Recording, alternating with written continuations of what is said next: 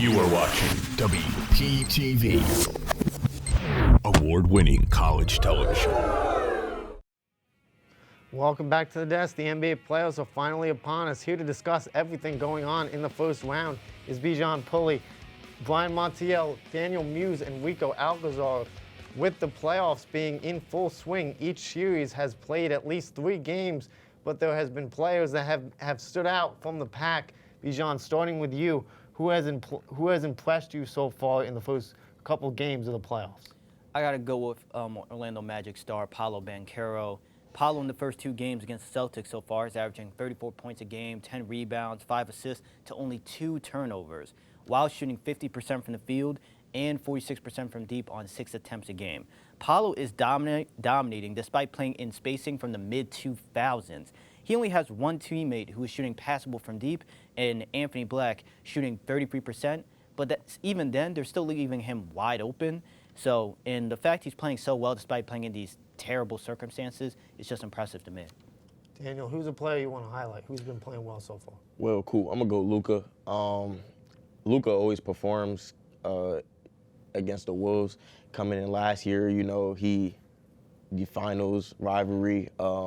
He always does good against Ant Edwards, you know, 37 game 1, 31 game 2, going from 1 assist to 9 assists. When the Wolves started throwing different looks at him, he was able to maneuver and get his team involved, and ultimately that led to a win. Now, I believe, with him being the leader of the Lakers. Brian, where are you going? Who's been playing so far? I mean, I got to go Spicy P, Pascal Siakam, averaging 24 points per game, 9 rebounds per game, and 2 assists per game. I mean, I think he's been the second best player in this series after Giannis, because Giannis is having a crazy series, but 58% from the field, 50 from 3, and he hasn't missed a free throw. And he had 11 rebound game. Like, he's just doing a lot on the offensive end, which the Pacers need. When Tyrese Halliburton is throwing out assists and he might not be scoring too much, he's putting a lot on the offensive end, which they definitely need. Rico, finish off here. Who's been playing well so far? You know, I got another 2019 Toronto Raptor, Kawhi Leonard. He's averaging 27, 7 and 4, 38 minutes per game. This is his most minutes played in the playoffs since 2023, and that's when he got injured. He's shooting 60% from the field, 50% from 3. This has really been like the most healthiest Kawhi season we've ever seen, and hopefully the Clippers, they make it through. They're up 2-1 in the series. I feel like they got a lot from Kawhi from here.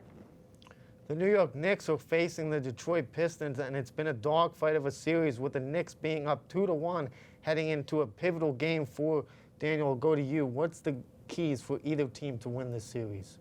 Well, I believe for the Knicks, getting their players more involved, their star players more involved, really just bringing Cat down to the paint. I do not like having him spaced out. Yes, he can shoot, but, you know, I think being 7-1, you should be having more than 6 rebounds, be more in the paint than outside, you know, because especially with Jalen Brunson, I understand they trying to space the floor. Jalen Brunson can attack, do what he does, kick out. But Cat is a great inside player as well, you know, so as long as they keep utilizing their strengths, they'll be good. Why? For me, it's got to be anybody but Cade Cunningham has to step up for them to win this series. I mean, we have been seeing it. Cade's been averaging 26 points per game, 8 assists, 8 rebounds per game. We've seen some good games from people like Dennis Schroeder, had a 20 bomb, 18 points. Tim Hardaway, 24 points in this series, had a game like that. Just we've been seeing a lot of it from Beasley as well, had a 20 points, and Harris in the first game, 25 points. But these are all players that are known to be kind of inconsistent, so it's kind of scary going forward. So they got to keep doing that, dropping 15, 20 for them to stay in these games.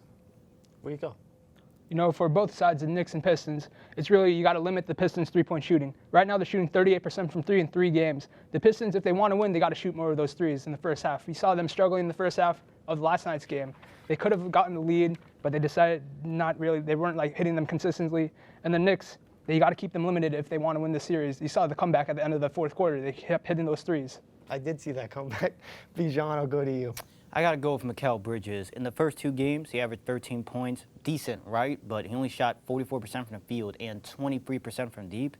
In Game 2 in particular, he shot 3 of 11 from deep and missed that wide-open shot at the top of the key that would have tied the game instead of the OT.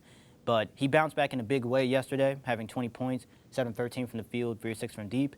If he can reliably get 18 to 20 points a game, that can really help the Knicks win this series. Yeah, absolutely. Now heading over to the Western Conference, we We have old foes meeting again in the first round with the Warriors and Rockets matching up in the playoffs for the 5th time since 2015. The series is tied 1-1 heading back to the Chase Center. Bijan, now going to you. What are the keys for either team to win this series? For the Warriors, it's got to be limiting the Rockets' fast break chances. The Rockets team is young and made up of good to great athletes in Amen Thompson, Jalen Green, and Tari Eason. They are best when they can leverage that athleticism in the open floor, getting easy offense for themselves or their teammates. But if the Warriors can limit the transition opportunities and force the Rockets to score more in the half court, which they have struggled at all year, it's apparent, and that was apparent in Game 1, limiting them, I believe, 85 points, then that improves the Warriors' chances of winning the series by a lot. Rico, what do you have here? Well, I had for the Warriors, it was going to be Jimmy Butler taking over the series, but now he's injured. He's up. His status is up for debate now for Game 3 through whatever. So if Jimmy Butler is healthy in the series, he's got to take over. We saw him in the first game. He was being a bit passive. So if the Warriors, they wanted to win the series, it's got to be Jimmy Butler. But right now, if the Warriors want to win the series, it's got to be Jonathan Kuminga, I guess. Brian? For me, we got to see a consistent Jalen Green. I mean, first game, he had 7 points, 8 rebounds, 2 assists on 20% shooting. Second game, he had 38 points, 4 rebounds, 6 assists per game, 52% shooting. That's a complete turnaround from Game 1 to Game 2. They need his offensive production in every single game because I think, personally, he's their most talented scorer on the team. The problem is the inconsistency. If they want to win this series, he has to keep dropping 25-plus in every other game. Daniel, finish us off for this question. Well, I'm going to have to go with the Warriors, again, using all of their talent. Jimmy had a first great Game 1. Steph, even Draymond, so getting their veteran presence, they have that over the Rockets for sure, the Rockets being a young team, but don't count the Rockets out. Their fast breaks, I'm going to go with Bijan, that definitely has to be limited. The Warriors have to find some way to stop the Houston space station. That's what I like to call it. I like that. I like that jersey, the old school Shaq. Yeah, old school Shaq. Yeah. While the playoffs are in full effect, we have to show some love to the rookies. The Rookie of the Year award has been an interesting debate going on around the league. Now it's time to pick our winner. Again, I feel like the price is right. I said that again last week. Here we are again. Bijan, going to you. Who do you got winning? Oh, Brian, who do you got winning the MVP? I'll start with you, Brian. Yeah, I got Stephon Castle, 14 points per game, 3 rebounds, 4 assists per game, 42% from the field. I mean, he's had a really good rookie season. I think one of the most impactful or the most impactful rookie for his team this season. But I think we all can say the player from my team, if he didn't get injured, Jared McCain probably would have won Rookie of the Year. Can we agree with that? Yes. Can we agree with that? Yes. Probably would have. But he got injured. He got injured. So, but Stephon Castle definitely deserves it for what he's been doing this season. Rico, who do you got winning the MVP? I got to agree with Brian over there. Rookie of the Year, excuse me. Yeah, Rookie of the Year. Stephon Castle, he's averaging, 15 points a game. He's been consistent. And he's doing that, mostly off the bench because of they got Chris Paul, they got De'Aaron Fox now. And he's played a healthy 81 games played this whole entire season. He's just been very consistent, just an overall great player. Bijan.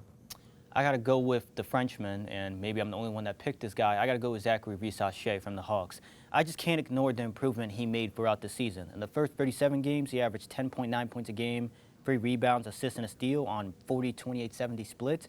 But then the rest of the season, 14 points, 3 rebounds, assists, and a steal on 50, 41, 71 shooting splits. I just can't ignore that improvement and the improvement he made as a defender on a team that almost made the playoffs. Daniel, quickly, who do you got winning the Rookie of the Year? Well, I'm going to have to agree with them, Stephon Castle. Not you, Bijan, but everybody else, Stephon Castle, a little over 14 points. He was solid guard, led the Spurs to 10-plus, a little bit over 10-plus more wins than they had last season. They're still 13th place in the West, but it's okay. They took that lead. He took that leading point guard place, essentially, and I believe he'll get the award. Yeah, as the NBA playoffs are upon us, the NHL is in the race for the Stanley Cup, and we're going to head over to the ice to talk about it, and Baylee and the crew have it all on WP Sports Desk.